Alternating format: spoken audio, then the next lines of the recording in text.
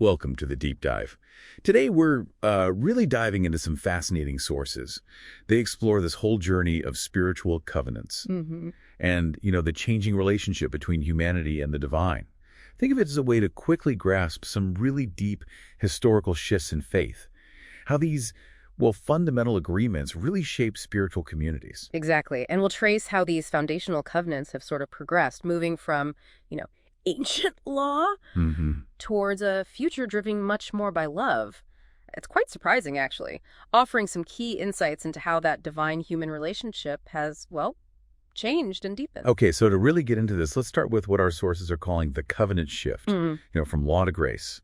The first agreement, this first covenant, it came through angels to Moses, and it was all about the law. That's right, centered on law. But what's really insightful here, maybe a bit unexpected, is that the law's main job wasn't just guidance.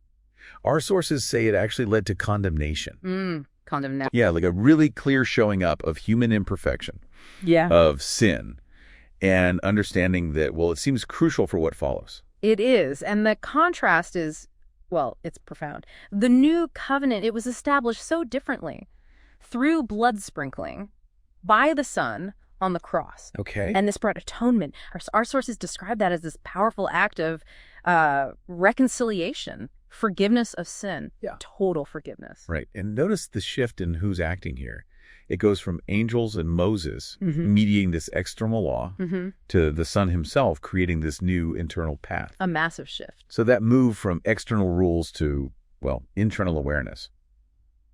That sounds huge. How did the sources show this changing the actual experience of faith, particularly this move from fear to love through the Spirit? It seems like under the law, people had this spirit of bondage. That's the term used, yes, a spirit of bondage, keeping commandments purely out of fear. Fear, okay. But the cross, it just fundamentally changed that whole dynamic. It revealed God's love in this incredible way, leading to what's called a spirit of adoption. Adoption, okay. So not fear, but love. Yeah. Keeping commandments out of love, which signifies living, above the law. Above the law. How so? Well, it's connected to what the sources call the Spirit's law, where God the Spirit himself becomes the internal guide, the law within, enabling people to overcome sin, not just by following rules, but because their very nature is transformed from the inside out. Wow. Okay.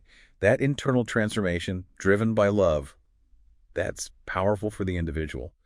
But what about the communities, the groups of people? How did this evolving covenant affect the churches through time? Our sources talk about a progression here.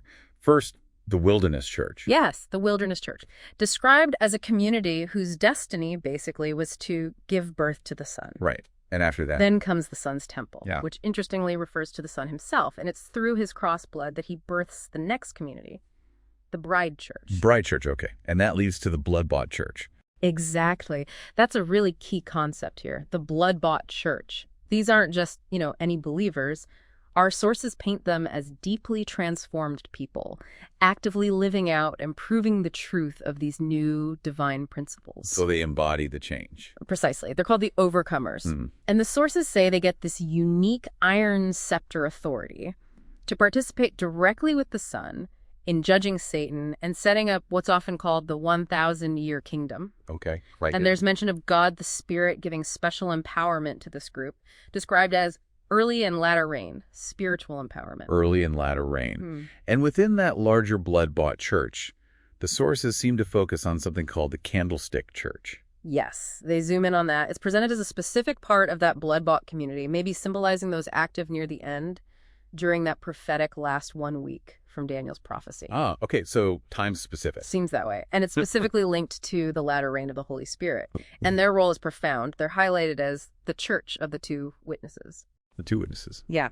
Following the Son, who's also called the woman's offspring, to be part of finally confirming Satan's judgment at the end times. We've really covered a huge sweep of spiritual history here, from obedience based on fear to a relationship driven by love, and seeing how the communities themselves evolve, leading to these very specific roles like the overcomers and the two witnesses. It's a lot to take in, and it leaves us with a really important question, doesn't it? Something for you, the listener, to ponder.